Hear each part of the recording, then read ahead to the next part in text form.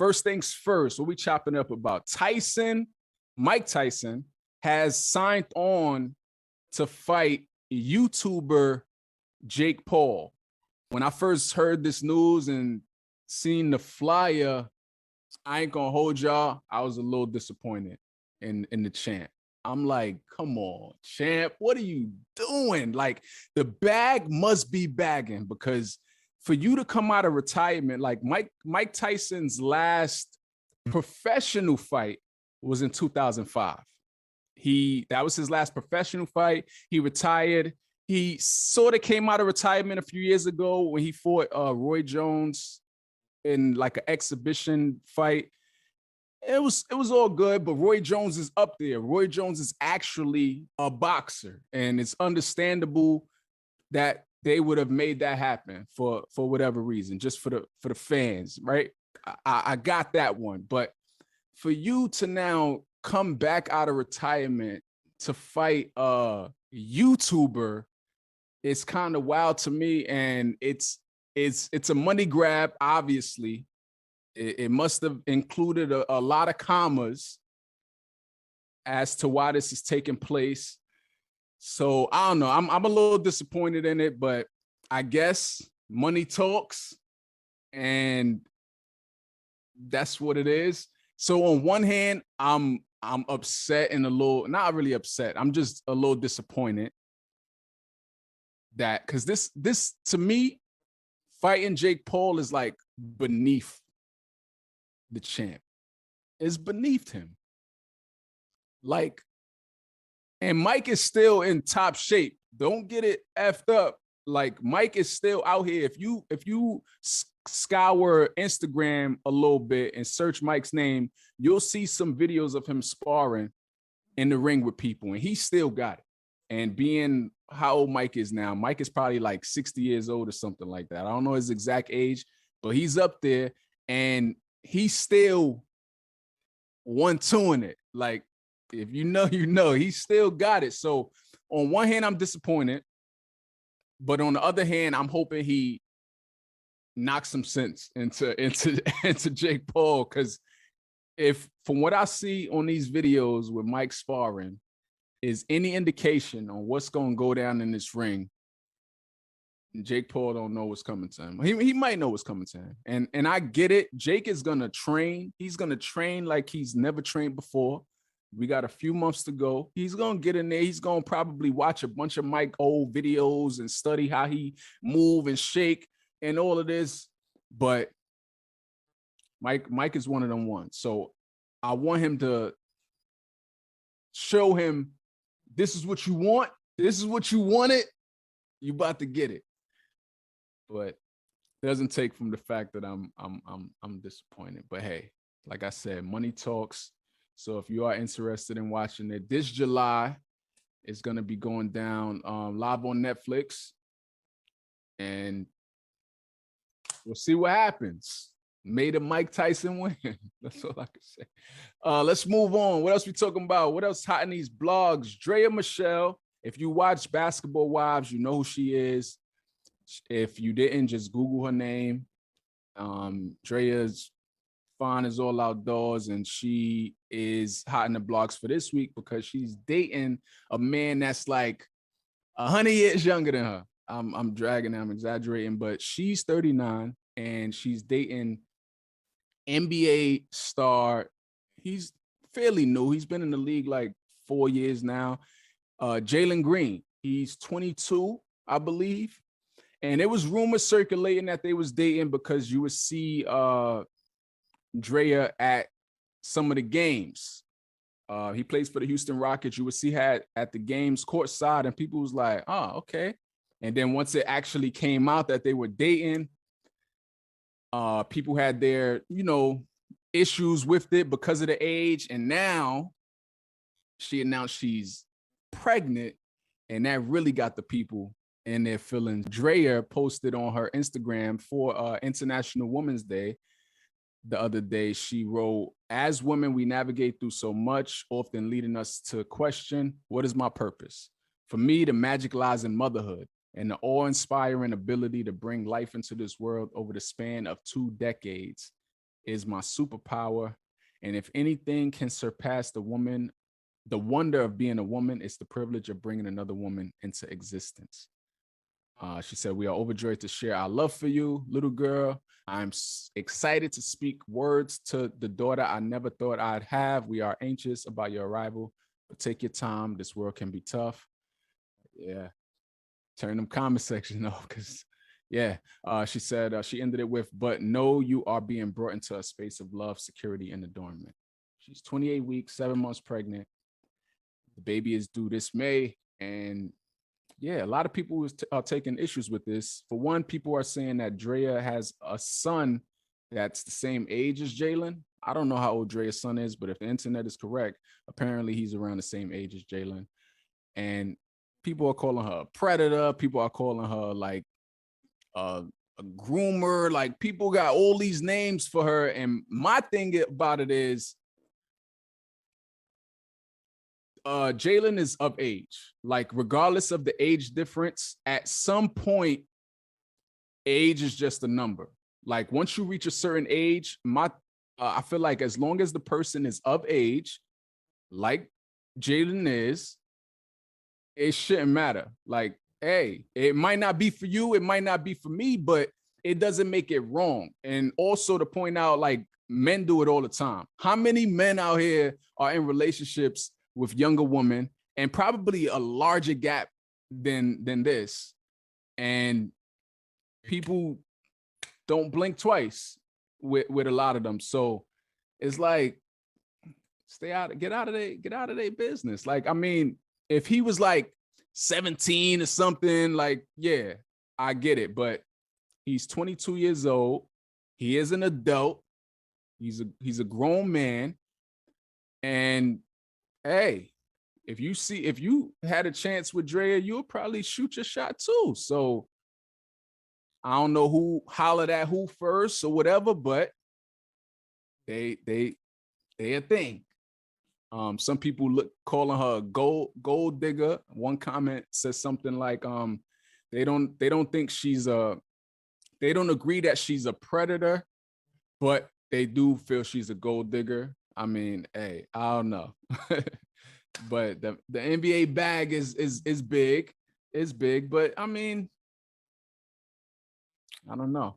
At the end of the day, they're two adults, and whether you're 30 and 50 or 22 and 39, like,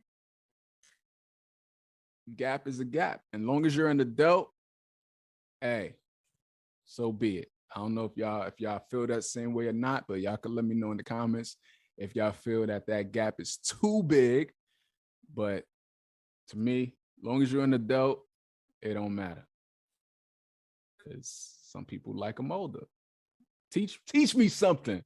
Teach me some things. Someone said most of those women who date NBA players are gold diggers, and the men know it and play the field. They are all in understanding of that culture. And it's true. I mean, and Draya absolutely would understand that. She comes from a show called Basketball Wives. This isn't her first basketball relationship. And hey, it is what it is. It is what it is. Some people are also pointing out his mom should be upset with Draya. I don't know. I mean, I guess I could see some moms might be, like, if you have a son and he's dating this older woman, but in this case, it's not like Draya is some scrub or something. Like, come on, like, and she does her own thing. She got her own brand and her own money. It might not be what his money is, but she got her own money. So, I mean, congratulations, Draya. Congratulations to you and Jalen. And yeah, like she said in her post, this world can be tough. She knows what it is already. She's used to the backlash. But let's move on. What else is hot in these blogs? Biden had his final State of the Union address. I should say final one for this first term, if you will. Final one before Election Day. State of the Union's they're always funny to me when I watch them. It's a lot of like standing ovations, and as soon as you sit down and you standing up again and applauding, and it's funny. It's funny to me. Biden his speech was solid. I wanted him to take a sip of water a little bit because he kept doing this like cough situation. I was like, I need him to take a sip of that water right there so you could keep on. People already saying you old, like, come on, get that water, Biden. But he got through it. It was a solid speech. He addressed a lot of things. He checked a lot of boxes. He took shots at who he needed to take shots at, including the people in the room. I want to talk about some of the things that he spoke about. He addressed Big Pharma. He talked about the price of insulin. And a lot of people have these things they like to say of what Biden hasn't done, or, and at the end of the day, like Biden pointed out during his address several times, is check the facts. Like, if you could read, just check the facts. Stop believing everything you're seeing online or whatever. Like, just check the facts. So that's just a sidebar. But he pointed out how seniors used to pay as much as $400 a month for insulin. And as of right now, he's capping that cost at $35 a month. And it's calling on Congress to cap this cost for every American, not just seniors. So that's huge for the people who need insulin. He's also coming at landlords for driving up rent prices.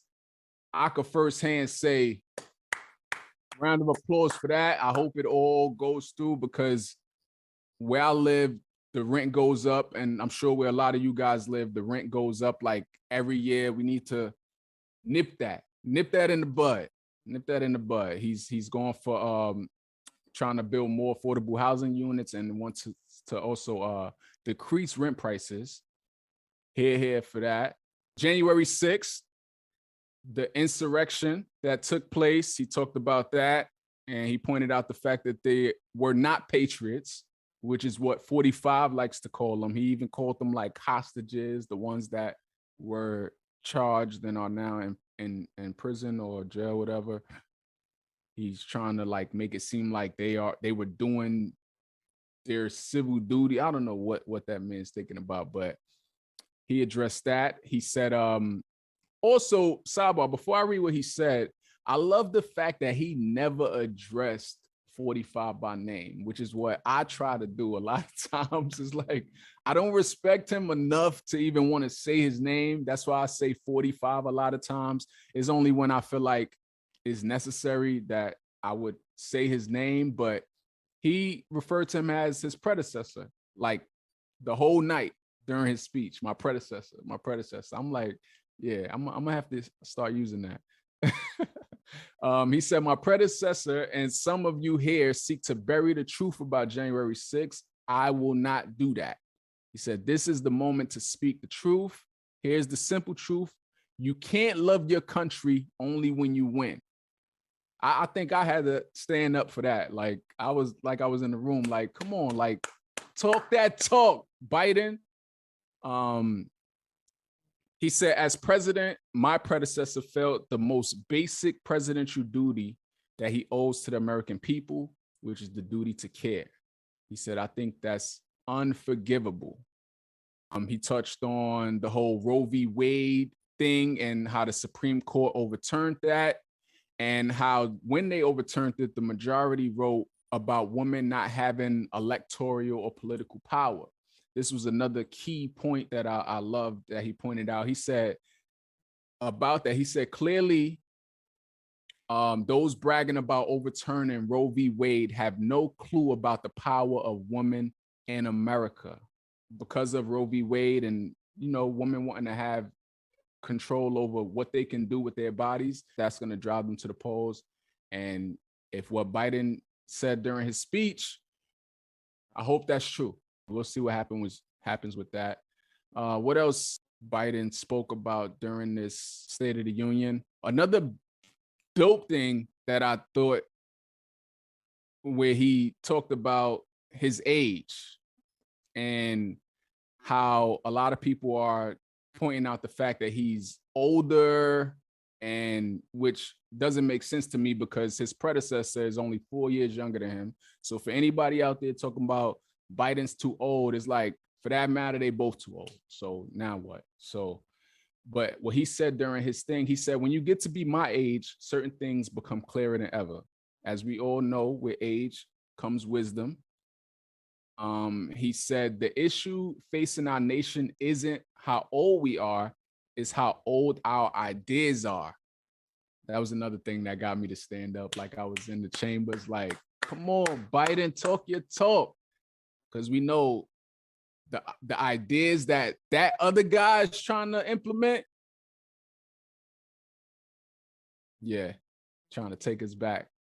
What else he spoke about? He talked about taxes and how he said no billionaire should pay a lower tax rate than a teacher or a sanitation worker. He pointed out the percentage of billionaires in the country and how much they are paying in taxes. And it's wild. I didn't know that. I just learned that during the address, that they're paying less than like you and me. Like it's wild. So he just wants the richer to pay their fair share. Overall, it was a solid address. And from my seeing what people are saying online and even in the comment section, a lot of people feel that way. A lot of people feel like, yeah, he did his big one that night. He showed them like age ain't an issue over here. And kudos to Biden. We just got to make sure we get out there and vote when the time comes. Is definitely, unless the courts come in here and do what they supposed to do to get this man convicted of these crimes to where he can be removed from the ballot. Unless that happens, it's looking like it's going to be a Biden and Trump ticket, because old girl done backed out. She was the only other one that would have possibly been on a ticket. So yeah, unless these courts got some things in order, it's going to be a Biden-Trump ticket. And when the time comes, we just got to get out there and let our voices be heard. I'm definitely team 4 more years for Biden. So whether you like it or not, the ones who be trolling when they watch these videos where people talk about Biden. And let's talk about this Republicans' response that took place that had me like scratching my head watching this TV, like, what in the performative acting is going on here? I mean, I know it's Oscars weekend, but I mean, Katie Britt is her name. She's a senator from Alabama. And, you know, every time after a State of the Union, the opposing party put someone to do this response thing. So they chose this woman. I don't know what the goal was, but all I could think was, what in the white woman tears? The only thing she was missing was a tear to drop from her face. That's the only thing that was missing. It went from like being this like soft spoken to this like angry look. I can't even describe what it was I was looking at, but I just know I was like, this is unbelievable. No, like literally unbelievable. I don't believe you. Whatever you're saying right now, it was the worst acting I've seen. Tubi might want to holler at her, because what in the Desperate Housewives? I don't know. Performative at worst is all I could say to describe it. It was kind of weird, bizarre, hella dramatic. Try again, Katie. Try again. But yeah, fast shots to Biden. Let's move on. What else we talking about? Speaking of Biden and Congress and the State of the Union, there's a push in Congress right now to ban TikTok. TikTok is an app that, you know, it has a lot of young people, a lot of, not even just young people, it has just a lot of people in the chokehold. And some people spend hours and hours on that app. A friend of mine made a good comment about it with the name, and she said TikTok is something like the amount of time you're spending on this app. And when she said, I was like, you know what? That kind of makes sense. And maybe that's why they named it TikTok, because you know the clock, tick tock, tick tock. Hey, maybe. No, just us. Okay. But yeah, so Congress is looking to get this app banned. It's a bill that could lead to TikTok being unavailable in the United States, and is quickly gaining traction in the House as lawmakers voice concerns about the potential for the platform to surveil and manipulate Americans. The White House has provided technical support in the drafting of the bill. The White House press secretary, Karine Jean-Pierre, said that the TikTok legislation still needs some work to get to a place where President Biden would endorse it. The bill takes a two-pronged approach. First, it requires ByteDance Limited, which is based in Beijing, to divest TikTok and other applications it controls within 180 days of enactment of the bill, should it pass. All those applications will be prohibited in the United States. Second, it creates a narrow process to let the executive branch prohibit access to an app owned by a foreign adversary if it poses a threat to national security. Now, the first part where they're saying that they're voicing concerns about the platform's possibility to surveil and manipulate Americans, I low-key gotta agree. Based on a lot of people get their information from TikTok these days, particularly a lot of Gen Zers. They get a lot of information from TikTok, and it could be influential. And if this company, not saying they do have ill intentions, but if they did, they definitely have the power to put certain videos in certain markets, or like, you know, they got the ability to let certain things bubble to the surface more than others. And it could be dangerous for sure. It could be dangerous. It could definitely manipulate people. Whether it should be banned, TikTok is fun too at the same time. I don't know if it should be banned, but definitely maybe get in there and like look at the fine print, make some changes as to how they operate. Maybe I'm for that. But yeah, I see why. I see why. TikTok is actually fighting back before this is even a thing. They're fighting back and they're asking the users to speak up, because they know if you love TikTok, you're not trying to see this app go anywhere. So yeah, they're calling for the users to speak up. And when you go on TikTok, you may see this message that says stop a TikTok shutdown. It says Congress is planning a total ban of TikTok. Speak up now before your government strips 170 million Americans of their constitutional right to free expression. This will damage millions of businesses, destroy the livelihoods of countless creators across the country, and deny artists an audience. Let Congress know what TikTok means to you and tell them to vote no. And there's actually a button there for you to call. And I guess maybe it'll direct you to Congress or whatever. Yikes. I don't know. What would happen. What's going to happen, I should say.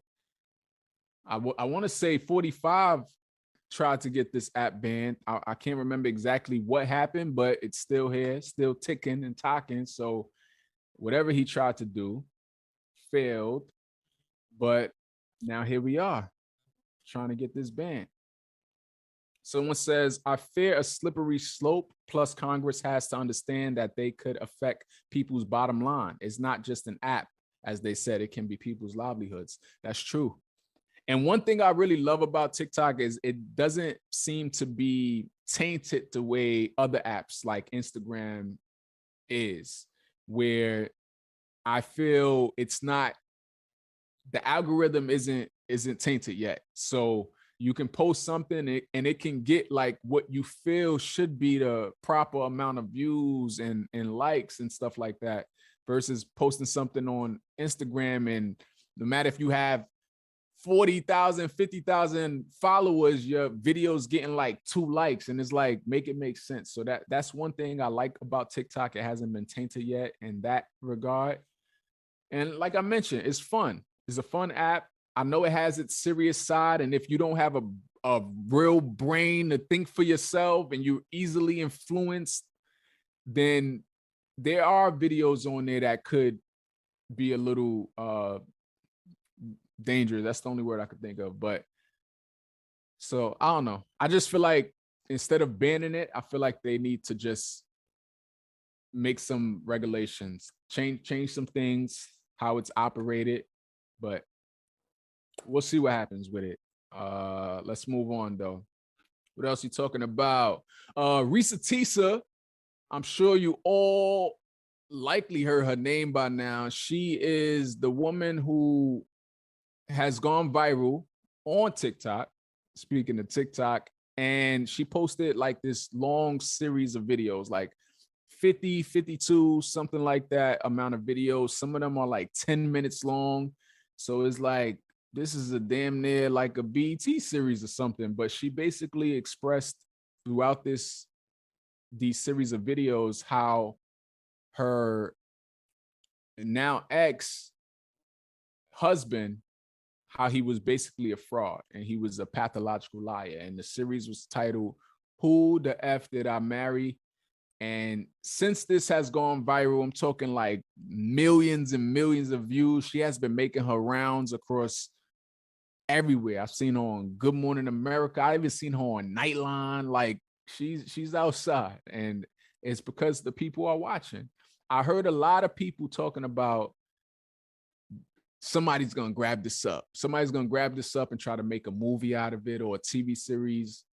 And I didn't watch it because I'm like, ain't nobody got time for that. Like once I heard one of my best friends told me about it, like, yo, you gotta watch this. And once she told me that it was 10 minutes long each video and 50 videos, I immediately checked out. Like, you bugging. Like, what? I ain't watching that. Send me a YouTube summary report or something, because I ain't about to sit there and watch all of them videos like that. But I knew once I seen the numbers and once I seen her making her rounds on all of these shows, I'm like, yeah, somebody gonna snatch this up. And then it was revealed that she just signed with CAA, which is a huge agency that I hear only the who's are part of this agency. If you in it, if you're a part of this agency, you one of them ones. I don't know how true it is, but somebody said only A-list people are on this agency. I don't know, but I just know that it's a top agency. So for them to sign her, that just only tells me that they about to make this a thing. They're about to make it either a movie or a series.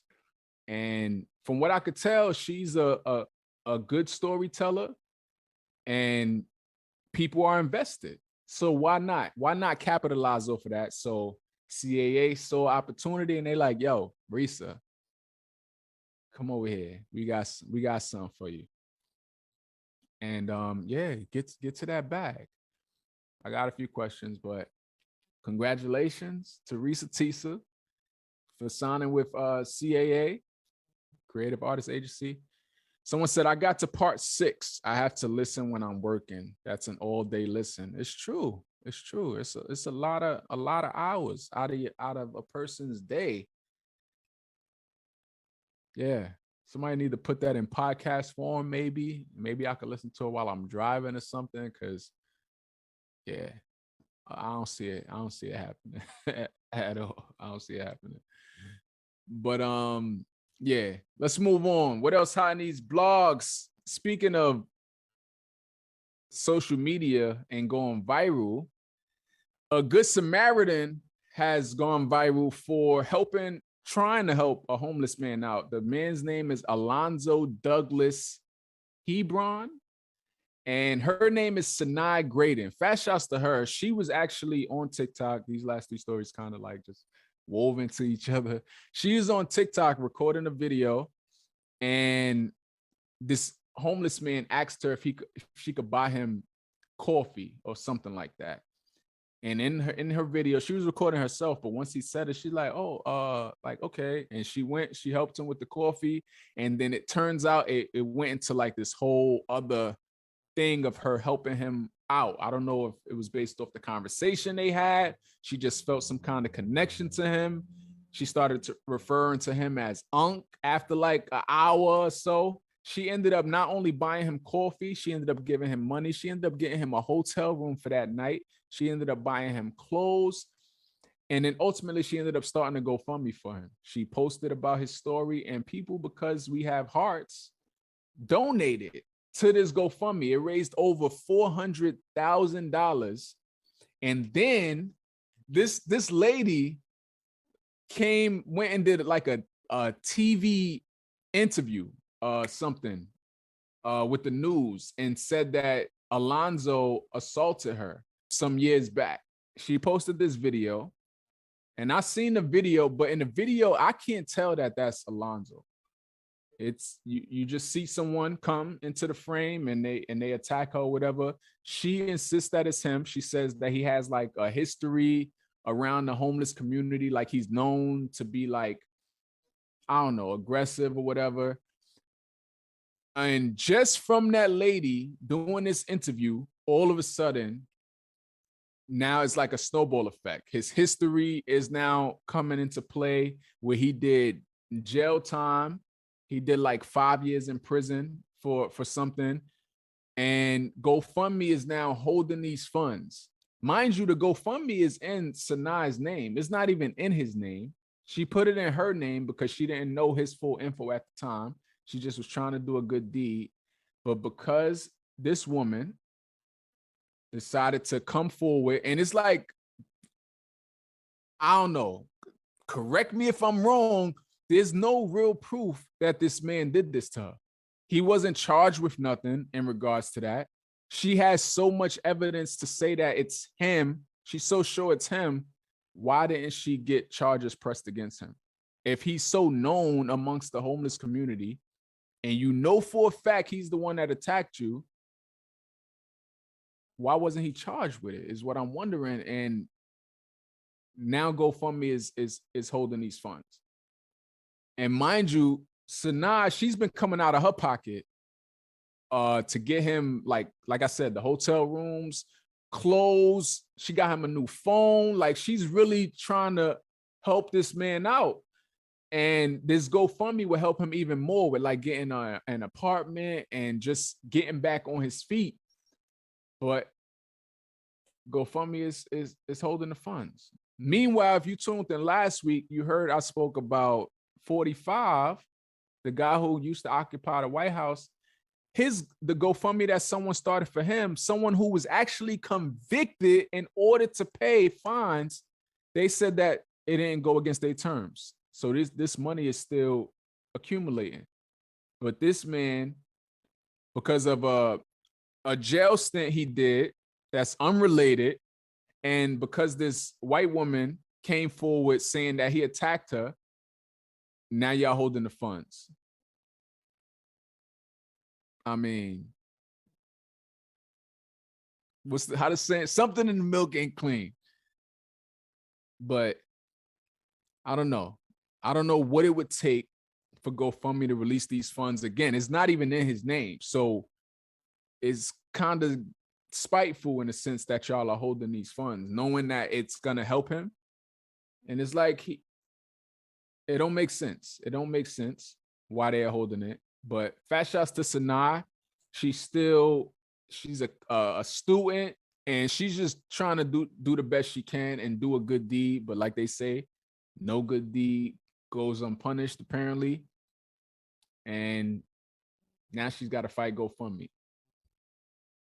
Because I'm sure she would want to recoup some of the money she put out, even though she's saying in her videos that she posts that, you know, that money is like all to help him.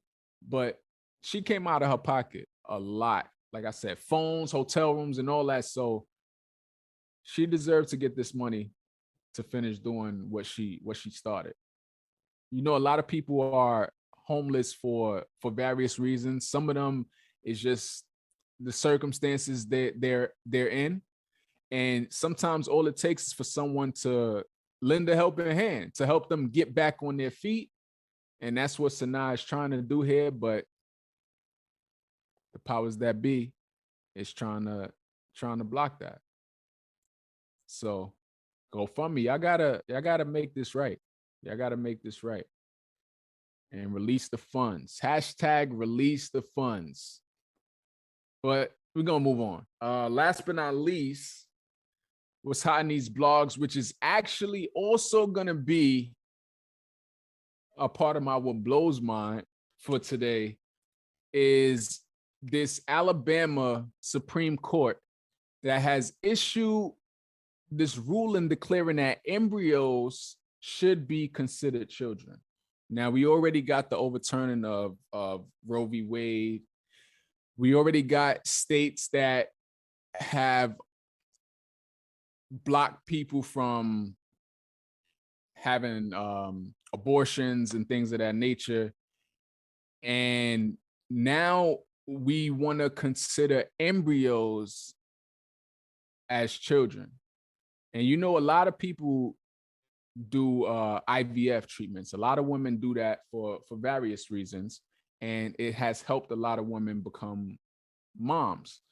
And it's where, you know, they take the woman egg and the man's sperm and they, you know, they do what they do, freeze it or whatever. And when the time comes, they try to produce.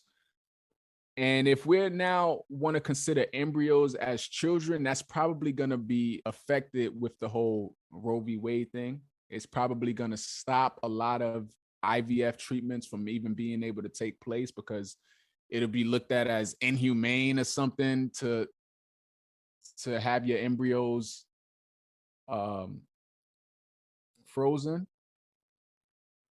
And it blows mine. It's a little crazy because it's like now y'all reaching. Now y'all going a little too far. It's like I already don't agree with the whole telling women that they can't do with their bodies, but now y'all trying to take it even a step further to say that embryos are considered children.